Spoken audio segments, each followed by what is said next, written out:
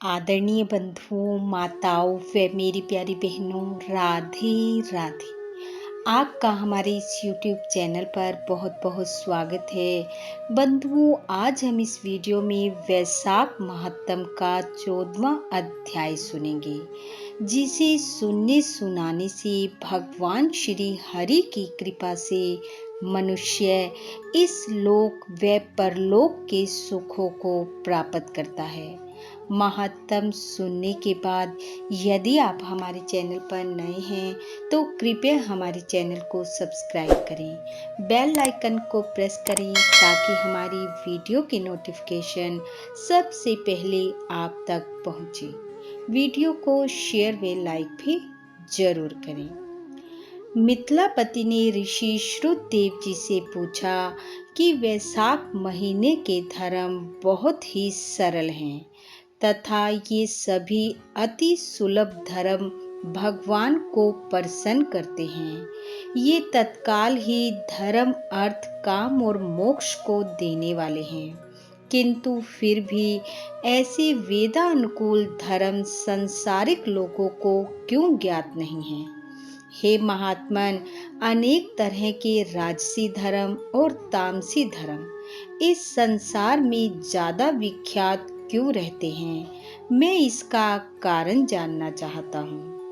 राजा की बात सुनकर श्रुतदेव मुनि ने कहा कि हे राजन, संसार में भोगों की इच्छा रखने वाले मनुष्य अधिक संख्या में हैं। इसी कारण रजोगुण व तमोगुण ज्यादातर लोगों में पाया जाता है। बहुत कम लोग ऐसे हैं जो मोक्ष प्राप्ति के लिए साधन करने वाले हैं और वे बड़ी कठिनता से मिलते हैं। हे राजन, मोक्ष धर्म इच्छा रहित है, इसी कारण इससे लौकिक और पारलौकिक सुख के साधन होते हैं। वैष्णवी माया से मोहित होकर मनुष्य इसको नहीं समझता। वैशाख मास के धर्म सात्विकों के लिए कहे गए हैं और यही सतोगुणियों का धर्म है। ऋषि श्रुतदेव जी बोले, हे राजन, इस संबंध में मैं तुम्हें एक प्राचीन इतिहास सुनाता हूँ। इक्ष्वाकु वंश में नृगपुत्र एक महायशस्वी राजा हुआ। ये राजा ब्राह्मणों का मान करता था और काम क्रोध से दूर रहता था। एक दिन ये राजा शिकार खेलता हुआ वशिष्ठ ऋषि के आश्रम पर पहुंचा। वहां उसने देखा कि आश्रम के मार्ग में वशिष्ठ ऋषि के शिष्यों ने एक पानी पीने की बड़ी प्याऊ लगा रखी थी। कहीं छाया का मंडप बना रखा था, कहीं बावड़ी की सफाई चल रही थी, कहीं बैठे हुए लोगों पर पंखों द्वारा हवा की जा रही थी। कुछ लोग फल व तरल पदार्थ बांट रहे थे और दोपहर के समय कुछ लोग छतरी का दान कर रहे थे।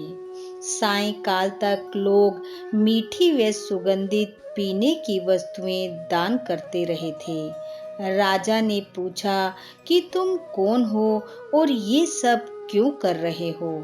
उन्होंने कहा कि हम सब महर्षि वशिष्ठ के शिष्य हैं और उन्हीं की आज्ञा से वैशाख महीने के धर्म का पालन कर रहे हैं। राजा ने पूछा कि इस धर्म के करने से कौन से देवता प्रसन्न होते हैं और इससे क्या फल मिलता है? शिष्यों ने कहा कि हे राजन, ऐसा हम अपने गुरु की आज्ञा से कर रहे हैं तथा इस संबंध में ज्यादा बताने के लिए हमारे पास फुर्सत नहीं है, इसलिए इस बारे में ज्यादा जानकारी हमें नहीं है और यदि आप जानना ही चाहते हो तो ये सब आप हमारे गुरु जी से पूछ सकते हो। शिष्यों की बात सुनकर महायशस्वी राजा संपूर्ण धर्म के तत्वों को जानने वाले वशिष्ठ मुनि के आश्रम की तरफ चल पड़ा। उनका आश्रम योग और विद्या का स्थान था।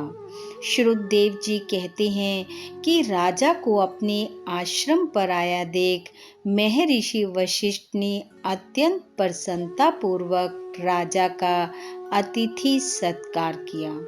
राजा नम्रता पूर्वक बैठकर गुरु जी से पूछने लगा कि हे गुरुदेव, मैं आखेट से थक कर आपके आश्रम की तरफ आया था। मैंने रास्ते में आपके शिष्यों को बहुत से धर्म कार्यों को करते देखा, इसलिए मेरे मन में बड़ी उत्कंठा उत्पन्न हो रही है कि इस धर्म कार्यों को करने से क्या फल प्राप्त होता है। महर्षि वशिष्ठ जी कहने लगे कि जो व्यक्ति धर्म को छोड़कर विषयासक्त हो जाता है, वह मनुष्य भी यदि वैशाख का स्नान करे तो भगवान को प्रिय होता है। जिसने धर्म के अनेक कार्य किए हों और वैशाख महीने का आदर ना किया हो तो भगवान उससे दूर ही रहते हैं। जिसने वैशाख मास बिना स्नान और बिना दान के खो दिया, वह चंडाल की योनि में जन्म लेता है। महर्षि वशिष्ठ ने कहा, वैशाख के पवित्र महीने में जो व्यक्ति श्रद्धा से भगवान का थोड़ा भी पूजन करता है, भगवान उसी से प्रसन्न हो जाते हैं।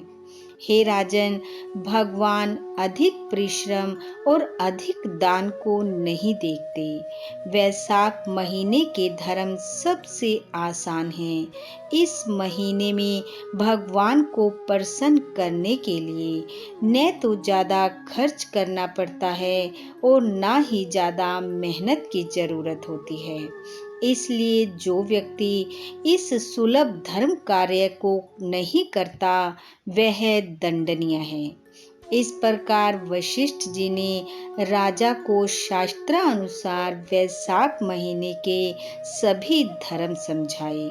गुरु से सब धर्मों को सुनकर राजा ने गुरु की पूजा की और फिर घर पहुंचकर वैशाख के धर्मों का पालन किया, जिसके प्रभाव से उसने पहले पृथ्वी के और फिर स्वर्ग लोक के सुख प्राप्त किए। इति वैशाख महात्म 14वां अध्याय समाप्त। बोलो विष्णु भगवान की जय। बंधुओं, भगवान श्री हरि की कृपा आप व आपके परिवार पर सदैव बनी रहे।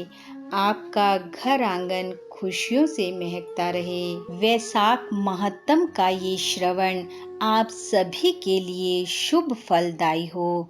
इन्हीं शुभकामनाओं के साथ आप सबका बहुत बहुत धन्यवाद। राधे राधे।